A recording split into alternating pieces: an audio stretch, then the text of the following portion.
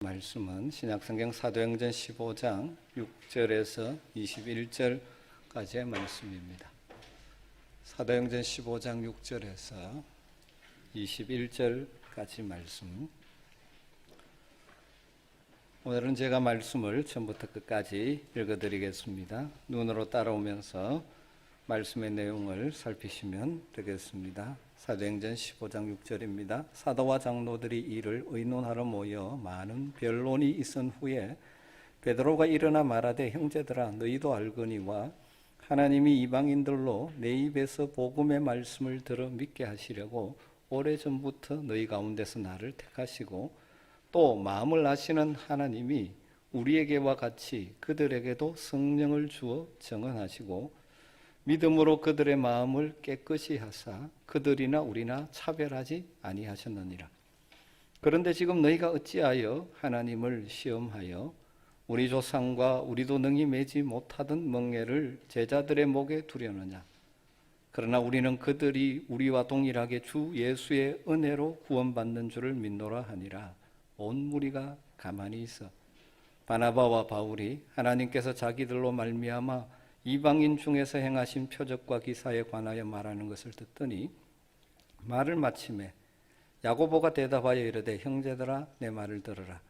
하나님이 처음으로 이방인 중에서 자기 이름을 위할 백성을 취하시려고 그들을 돌보신 것을 시므온이 말하였으니 선지자들의 말씀이 이와 일치하도다. 기록된 바 이후에 내가 돌아와서 다윗의 무너진 장막을 다시 지으며 또 그 허물어진 것을 다시 지어 일으키리니 이는 그 남은 사람들과 내 이름으로 일컬음을 받는 모든 이방인들로 주를 찾게 하려 함이라 하셨으니 즉 예로부터 이것을 알게 하시는 주의 말씀이라 함과 같으니라. 그러므로 내 의견에는 이방인 중에서 하나님께로 돌아오는 자들을 괴롭게 하지 말고 다만 우상에 더러운 것과 음행과 목매어 죽인 것과 피를 멀리하라고 편지하는 것이 옳으니 이는 예로부터 각 성에서 모세를 전하는 자가 있어 안식일마다 회당에서 그거를 읽음이라 하더라. 아멘. 지상의 교회는 하나님의 나라를 보여줘야 하죠. 그래서 우리가 모여서 누리는 평안과 기쁨이 넘쳐야 합니다. 그러나 이 땅에 있는 교회는 완전한 교회가 아닙니다. 죄성이 있는 연약한 인간들의 모임이기에 때로는 갈등도 있고 때로는 서로 다툼도 일어날 수 있는 것이 지상의 교회죠. 사소한 의견 차이 때문에 그럴 수도 있고 심각한 교리 차이 때문에 논쟁을 하기도 합니다. 여러분, 그러나 이 지상의 교회에 갈등이 없을 수는 없지만 중요한 것은 그것을 어떻게 해결하는가 하는 것입니다. 교회뿐만 아니라 우리의 여러 관계 속에서도 마찬가지죠. 갈등을 경험할 수밖에 없습니다. 그러나 그것을 어떻게 해결하는가가 중요한 것이죠. 우리는 사도행전 15장에서 안디옥 교회에서 시작된 갈등과 다툼, 그런데 이것이 모든 교회의 중요한 문제이기에 예루살렘 교회에서 사도와 장로들, 초대교회 핵심 지도자들이 모여서 이 문제를 해결해가는 과정을 오늘 보고 있습니다. 적지 않은 다툼과 변론으로 심각한 위기에 처했던 안디옥 교회와 성도들이 이 예루살렘, 소위 예루살렘 공의회라고 부르는데 이 공의회의 최종 결정을 듣고 기뻐하는 것이죠. 의견 차이로 인한 심각한 갈등과 다툼이 생겼고 그로 인해서 힘들어했던 성도들이 이 예루살렘 공회 결정을 통해서 제시된 그 해결책 때문에 기뻐하게 되는 것을 보게 됩니다. 읽지 않았지만 31절에 가보면 그들이 보낸 편지를 읽고 그 위로한 말을 기뻐하더라. 처음 시작은 무엇입니까? 갈등이고 힘든 상황이었는데 예루살렘 공의회를 통하여 좋은 결정이 내려지면서 기쁨이 회복되었다 하는 것입니다. 갈등이 기쁨으로, 갈등의 위기가 해결되고 함께 기뻐하게 된 것이죠. 율법을 따라 할례를 받아야 구원을 받을 수 있다는 예루살렘으로부터 온 어떤 사람들의 가르침 때문에 생긴 분열의 위기가 오직 은혜로만, 믿음으로만 구원 얻는다는 분명한 복음의 진리 안에서 모든 교회가 하나 되는 기쁨을 누리게 되었습니다. 이 과정에는 하나님의 선하신 섭리가 함께했죠. 그 하나님의 섭리와 계획이 하나님을 향하여 열려있는 사도들과 장로들의 지혜로운 결정으로 이루어지게 된 것입니다. 오늘 이 말씀을 통해서 우리 속에 있는 우리가 경험하는 갈등들을 그리스도인답게 해결하는 원리, 특별히 교회 공동체가 하나 되어 하나님의 뜻을 이루며, 때로는 의견 차이 같은 갈등이 있지만 그것을 뛰어넘어 기쁨을 얻을 수 있는 중요한 두 가지 원리를 생각해 보려고 합니다. 먼저 서론적으로 한번 생각해 볼 것은 이 과정의 처음 시작에 많은 변론 후에 이런 표현이 있습니다. 6절 7절을 보면 사도와 장로들이 이 일을 의논하려 모여 많은 변론이 있은 후에 베드로가 일어나 말하되, 사도와 장로들 예루살렘 교회 지도자들이 이 문제를 의논하기 위해서 모였습니다. 그들 사이에 많은 변론이 있었답니다. 그 후에 이제 베드로가 말하기 시작합니다. 여러분, 많은 변론이 있었다는 것은 무슨 말이겠습니까? 이 상황에 들어가 보면 구원을 위한 필수 전제 조건으로 온전한 하나님의 자녀가 되기 위해서는 이방인도 할례를 받아야, 하나님의 백성의 표시인 할례를 받아야 한다고 주장하는 자들, 바리새파에 속한 유대인들도 있었고, 그 주장을 반대하면서 오직 예수 그리스도를 믿음으로 구원받는다고 주장하는 사람들 사이에 오랜 시간 변론이 있었다는 것이죠. 베드로가 처음부터 나서서 자기의 의견을 말하지 않습니다. 먼저 이방인의 할례를 주장하는 유대 그리스도인들의 주장을 끝까지 경청해 줍니다. 그리고 나서 말하기 시작하죠. 이것도 성령이 주신 지혜 가운데 하나라고 볼 수 있습니다.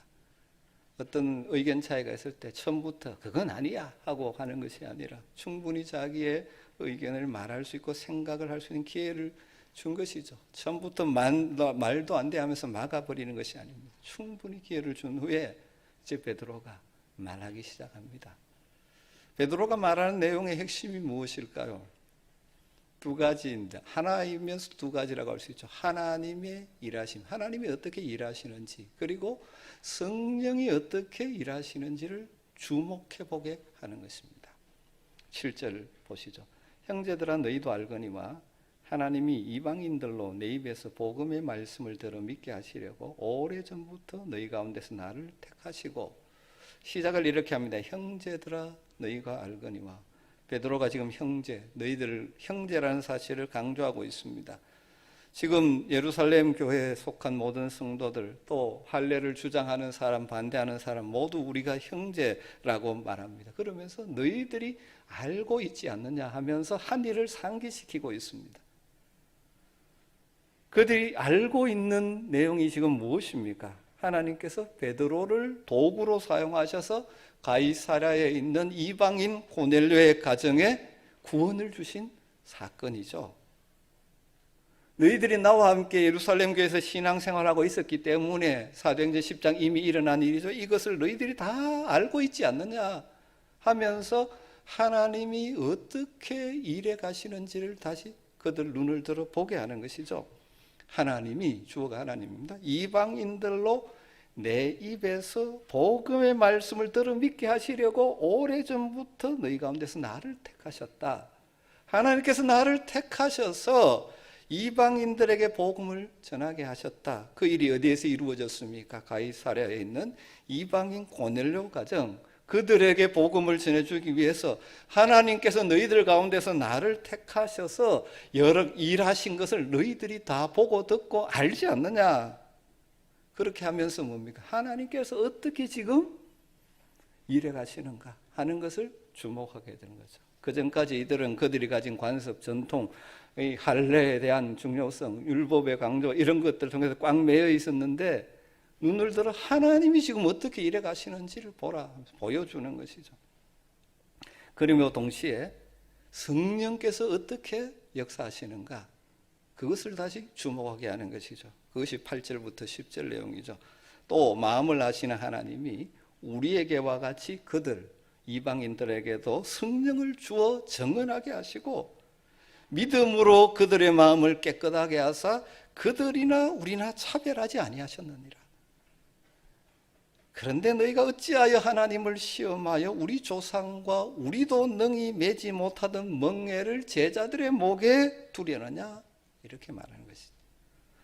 하나님께서 우리에게 성령을 내려주셔서 우리가 하나님의 자녀됨을 증언해 주셨던 것처럼 할례를 받지 않은 이방인인 고넬료의 가정에도 성령을 부어주셔서 그들이 하나님의 자녀가 되게 하셨음을 너희가 눈으로 나의 증언을 통해서 생생히 보지 않았느냐? 유대인인 우리가 할례를 받았다고 의인이 되었는가? 이 육체의 할례를 1000만 번 받는다 할지라도 하나님 보시기에 우리는 죽을 수밖에 없는 죄인이 아닌가?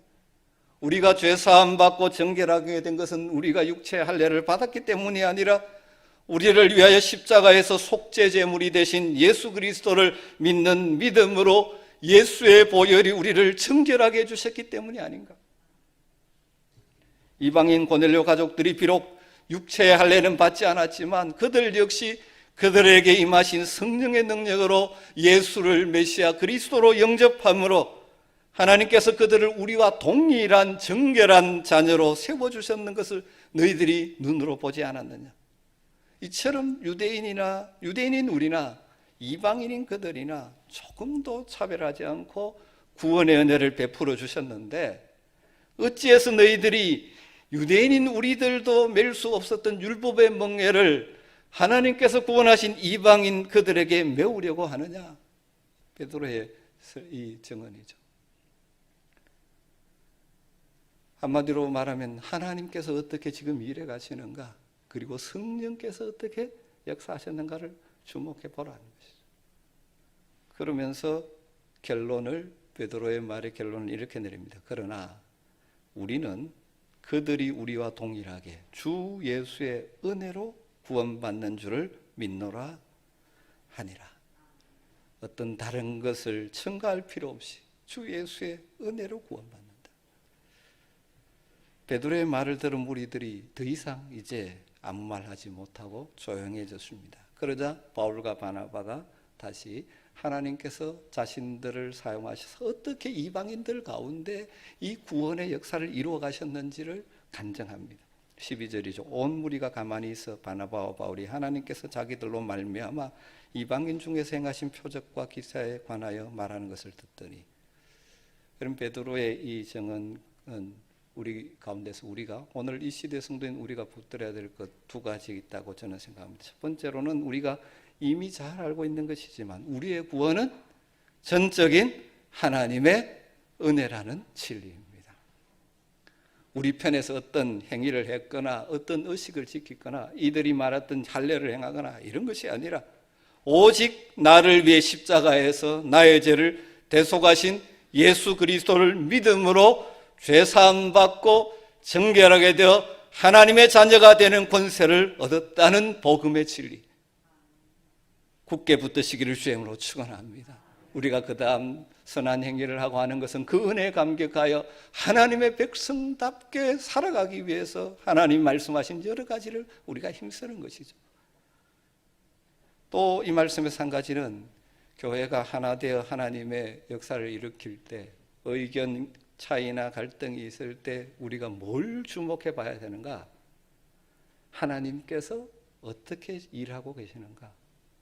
그리고 성령이 어디로 우리를 인도하시는가? 이걸 주목해야 된다는 것입니다. 여러분, 사실 이 예루살렘 공예가 열렸던 그 시기에 유대인들이 주도권을 가지고 있던 이 예루살렘 교회에서 이런 결정을 내릴 수 있다는 것은 대단한 일입니다. 지도자들의 지혜로운 판단과 있지만 성령께서, 하나님께서 놀랍게 역사하신 것이죠. 그들은 유대인으로서 할례나 율법에 대해서 늘 붙들려 있던 자들입니다. 그리고 예수를 믿었지만 아직 거기에서 온전히 벗어나지 못한 자들이 주도권을 가지고 있는데도 이 결정을 내리게 되는 것입니다. 그럴 수 있었던 이유가 무엇입니까? 베드로와 야고뿐만 아니라 그 모든 그 당시 교회 지도자들이 이 베드로의 말을 들으면서 뭘 봅니까? 하나님께서 지금 교회 가운데 어떻게 역사하시는가, 성령께서 어떻게 일하시는가를 주목하니까 그들이 과거에 붙들고 있던 중요하게 여겼던 전통이나 관습 깨뜨리고 오직 믿음으로만 구원 얻는 복음의 진리를 전 교회적으로 확정하게 되는 것입니다. 그래서 그들이 이 결정을 했지만 이 결정은 그들만의 결정이 아니라 성령과 함께한 결정이라고 뒤에 가보면 그들이 말하고 있습니다. 28절에 가보면 성령과 우리는 이 결정을 했는데 이 결정을 우리가 했다 그러지 않고 뭐라고 합니까? 성령과 우리는 이 요긴한 것들 외에 아무 짐도 지우지 아니하는 것이 옳은 줄 알았노니.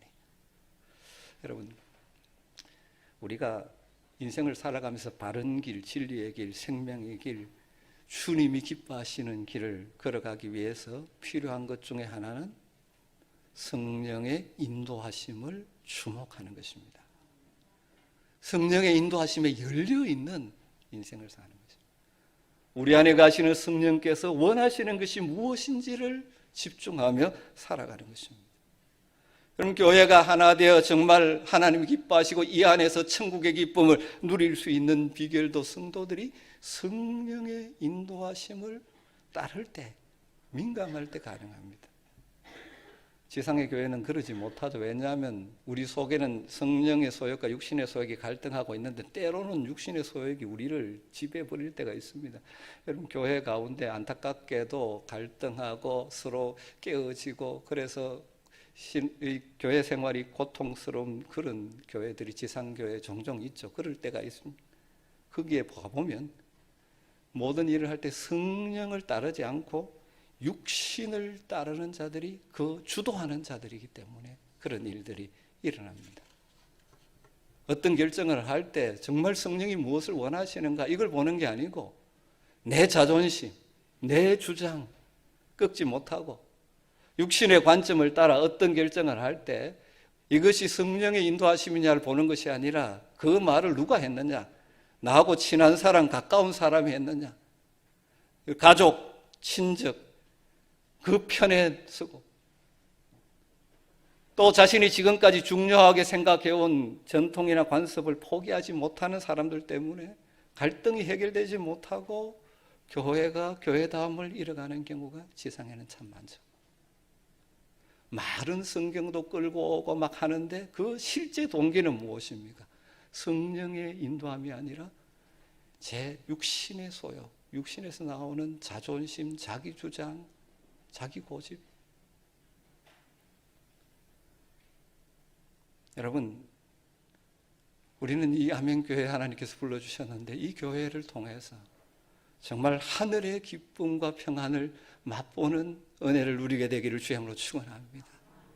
예배하는 기쁨이 없고 성도들의 교제의 기쁨을 누리기 위해서는 성령 안에서 성령이 하나 되게 하신 것을 힘써 지키는 교회를 세워가야 하는 줄 믿습니다.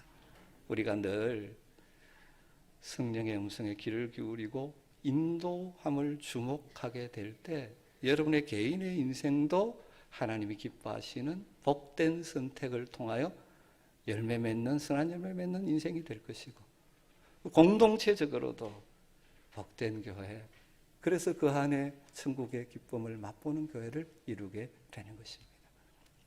베드로가 강조했던 것이 무엇입니까? 하나님이 어떻게 일해 가시는가, 성령께서 어떻게 일하시는가를 보라는 것입니다. 예루살렘 공의의 최종 결정은 이 베드로의 말로 최종 결정이 이루어진 것은 아닙니다. 여기에 야고보 사도의 말이 덧붙여짐으로 최종 결론에 이르게 됩니다.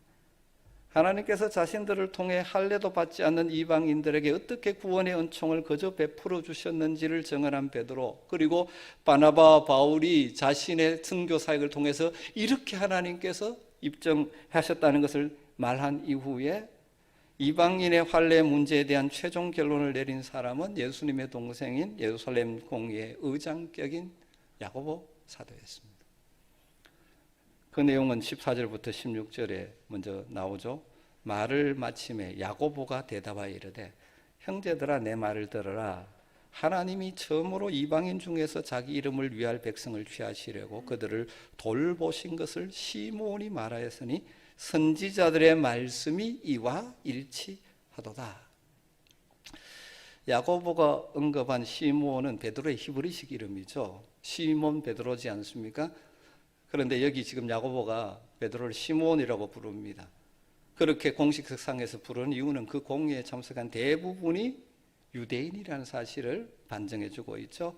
그러면서 하나님이 처음으로 이방인 중에서 자기 이름을 위할 백성을 취하시려고 그들을 돌보신 것을 베드로가 말했다.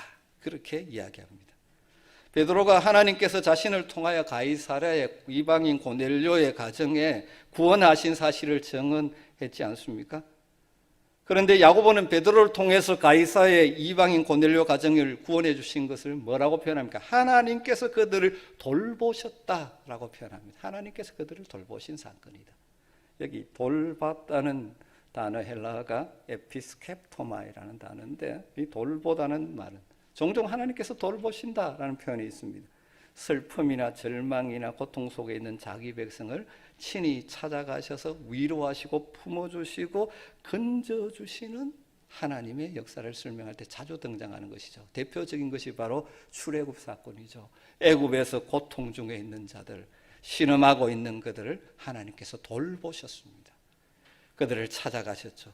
그래서 어떻게 하셨습니까? 모세를 지도자로 보내셔서 그들을 그 압제로부터 구원하신 사건을 묘사하면서 성경은 하나님께서 그들을 돌보셨다라고 말하고 있습니다. 여러분, 하나님은 저와 여러분을 돌보시는 하나님입니다. 그 은혜를 우리가 이미 누리고 있고 앞으로도 누리며 살 것입니다. 우리를 구원하신 하나님은 우리의 형편과 처지와 아픔과 고통을 다 아시고 우리를 찾아오시고 우리를 그 자리에서 건져내시는 돌보시는 하나님이시죠.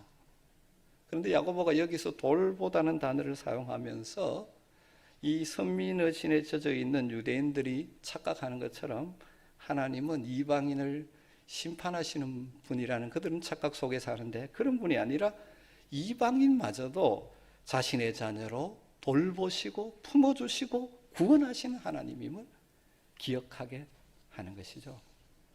그러면서 베드로, 바나바, 바울의 증언을 통해서 이방인을 구원하시는 하나님의 역사가 이 야고보 사도의 말씀의 핵심은 그것입니다. 하나님의 말씀과 일치한다 하는 것입니다. 하나님께서 이방인 고넬료의 가정을 구원해 주신 사실을 입증한 베드로의 증언은 하나님께서 구약시대 선지자들을 통하여 주신 말씀과 일치한다라고 강조하고 있죠. 그래서 15절 끝에 뭐라고 합니까? 선지자들의 말씀이 이와 일치하도다. 그러니까 이 결정을 내리는 중요한 원리가 무엇입니까? 이것이 하나님의 말씀과 일치하기 때문에 야고보는 베드로의 증언이 하나님 말씀 가운데 어느 말씀과 일치하는지를 밝히기 위해서 구약 성경 아모스 9장 11절 12절 말씀을 그 다음 인용하고 있습니다. 선지자의 말과 일치하는데 그 중에 하나가 무엇이라고요? 아모스 9장의 말씀이 바로 그 말씀이지 않느냐? 15절 16절이 인용하고 있죠. 기록된 바 이후에 내가 돌아와서 다윗의 무너진 장막을 다시 지으며 또 그 허물어진 것을 다시 지어 일으키리니 하나님께서 돌아오셔서 다윗의 장막을 다시 일으키실 때가 있다라고 말합니다. 하나님께서 다윗의 무너진 장막을 다시 일으키겠다고 말씀하는 것은 이미 역사 속에 사라져 버린 옛 다윗 왕조를 다시 일으키겠다는 말씀이 아니죠. 다윗의 후손을 통하여 이 땅에 오실 예수 그리스도를 통하여 이 땅에 영원한 하나님의 왕국 나라를 세운 그 하나님 나라의 통로가 되는 신약의 교회들을 세우시겠다는 말씀이죠. 그러면서 중요한 것은 그 신약의 교회, 다윗의 무너진 장막을 회복시킨 하나님의 통치가 임하는 그 나라를 세우시는데 17절에 보면 그 구성원들이 어떻게 된다고 말합니까? 이는 그 남은 사람들과 다르게 말하면 유대인의 남은 자들과 내 이름으로 일컬음을 받는 모든 이방인들로 주를 찾게 하려 함이라 하셨으니 하나님께서 예수 그리스도를 통하여 이 땅에 세우실 교회 하나님의 나라는 이스라엘의 남은 유대인들뿐만 아니라 하나님께서 택하신 모든 이방인들, 내 이름으로 일컬음을 받는 모든 이방인들이 함께하는 교회라는 것이죠. 하나님께서 이미 말씀하셨는데 이 일이 지금 이루어지고 있고 바울과 바나바, 베드로를 통하여 이루어진 일이 바로 이 하나님의 말씀, 선지자를 통하여 주신 말씀과 일치하는 것이라는 것이죠. 그러면서 18절에 이렇게 말합니다. 즉 예로부터 옛부터 이것을 알게 하시는 주의 말씀이라 함과 같으니라. 그러니까 이방인을 구원하신 하나님의 구원 계획은 없던 것인데 어느 날 이런 것이 이루어진 것이 아니고 옛부터 오래전부터 하나님께서 계획하고 섭리하신 내용이라는 것이죠. 그러면서 18절 마지막 부분에 우리 번역은 주의 말씀이라고 번역을 했는데 헬라어 원문에는 현재형으로서 주님이 말씀하신다. 레게이 키리오스. 현재형을 쓰고 있습니다. 무슨 말이냐 하면 야고보 사도가 아모스 9장 말씀을 인용하면서 하나님께서 이방인 고넬료 가정에 구원을 주셨다는 베드로의 증언과 하나님의 말씀, 선지자를 통해 주신 말씀이 일치한다고 하면서 다시 말해서 아모스를 통해서 말씀하신 하나님께서 지금 베드로의 증언을 통해서 지금 말씀하신다 하는 것을 강조하고 있는 것이죠. 그러니까 이런 결론을 내리게 된 중요한 원리가 무엇입니까? 바로 이것이 하나님의 말씀과 일치하는 것이다. 그러면서 이제 실제적인 결론을, 이 원리에 따른 실제적인 결론을 내리게 됩니다. 그것이 19절부터 21절이죠. 그러므로 내 의견에는, 이게 의견으로 해놓으니까 아주 약한데 사실 이 마지막 최종 판단, 결정이라는 것이죠. 이방인 중에서 하나님께로 돌아오는 자들을 괴롭히지 말고 다만 우상에 더러운 것과 음행과 목매어 죽인 것과 피를 멀리하라고 편지하는 것이 옳으니 이는 예로부터 각 성에 모세를 전하는 자가 있어 안식일마다 회당에서 그거를 읽음이라 하더라. 그러면서 이제 실제적인 결론을 내립니다. 할례 문제를 가지고 이제 더 이상 주님을 영접한 이방인 그리스도인들을 괴롭히지 말라. 예수 그리스도를 믿음으로 하나님의 자녀가 된 이방인들에게 구원을 위한 전제 조건처럼 할례 의무를 요구하는 것은 그들을 괴롭히는 행위인데 더 이상 하지 마라. 다만 그들이 이방인이기 때문에 우상숭배 문화 속에 오래 살아왔던 자들이기 때문에 그 우상숭배와 관계되는 네 가지는 끊어버리라고 강력하게 권고하자. 그렇게 결론을 내리며 그 네 가지가 우상제물, 음행, 목매어 죽인 것과 피를 멀리하는 것이라고 말하는 것이죠. 다시 한번 말씀을 정리하면서 오늘 결론을 내리고 싶습니다. 오늘 말씀에서 우리가 붙들어야 될 중요한 내용은 두 가지죠. 하나는 우리의 구원을 위해서는 어떤 율법의 행위도 덧붙여서는 안 된다는 복음의 진리입니다. 오직 믿음으로만, 은혜로만 구원 얻습니다. 서로 다른 문화와 배경에서 나오는 것을 마치 진리인 것처럼 착하게 해서 그것을 통해서 다른 성도들을 괴롭히는 어리석음을 범하지 말라 하는 것입니다. 이 부분은 다음 주에 조금 더 나누도록 하겠습니다. 그리고 정말 중요한 것은 우리 성도들이 개인적으로도 복된 삶을 살아가고 복된 선택을 하려면 이 두 가지 원리를 늘 기억해야 합니다. 교회가 하나 되어 하나님의 나라를 경험하며 하나님의 뜻을 이루기 위해서 어떤 교회가 결정을 내릴 때 우리가 고려해야 될 중요한 원리가 여기에 있는 것이죠. 두 가지입니다. 하나는 무엇이죠? 성령의 인도하심에 열려 있는 것이죠. 또 하나는 무엇입니까? 그것이 말씀과 일치하는가? 이것이 하나님의 말씀과 일치하는가? 저는 우리 사랑하는 아멘의 모든 성도들이 이 땅을 살아가면서 하나님 백성답게 살아가기 위해서 매 순간 크고 작은 선택의 순간마다 이 두 가지 원리를 기억하며 선택할 수 있게 되기를 간절히 소망합니다.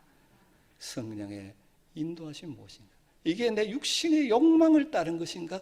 아니면 성령의 인도하심인가? 또 이렇게 결정하는 것이 하나님의 말씀의 원리에 일치하는가? 길게 들 수 없지만 그러려면 뭐가 필요하겠습니까? 성령의 인도하심을 따르려면 기본적으로 늘 깨어 마음을 열고 기도하는 자세가 필요하고 말씀에 일치하는가를 알려면 뭘 알아야 됩니까? 하나님 말씀을 알아야 되죠. 말씀을 읽고 묵상하고 말씀이 여러분 삶에 담겨 있어야 이게 구별이 되죠. 그럼 매 순간 이런 두 가지 원리로 선택함으로 말미암아 여러분의 인생의 길이 하나님이 기뻐하시는 길이고 복된 인생길이 되기를 주의 이름으로 축원합니다. 그리고 교회가 무슨 일을 결정하든지 이 원리를 따를 때, 육신을 따라가 자기 자존심 때문에 또 내 친한 사람이 뭐라고 말하기 때문에가 아니라 정말 성령의 인도하심을 따르고 말씀의 원리에 맞는가를 늘 생각하면서 결정할 때 교회가 하나 되고 하나님의 뜻을 이루는 공동체가 되는 것이죠. 여러분, 우리 모두는 늘 성령의 인도하심을 바라보는 시각과 그것이 하나님의 말씀에 일치하는가라는 렌즈를 가지고 우리가 만나는 모든 문제를 대응해 갈 때 개인적으로도 생명의 길, 복된 길, 하나님이 기뻐하시는 길, 선한 열매를 남기는 길을 걷게 될 줄로 믿습니다. 그럴 때 교회적으로도 갈등을 뛰어넘어 하나 되어 기쁘게 하나님의 뜻을 이루어드리는 교회로 세워질 줄로 믿습니다. 이런 은혜가 우리 모두에게 있게 되기를 주의 이름으로 축원합니다.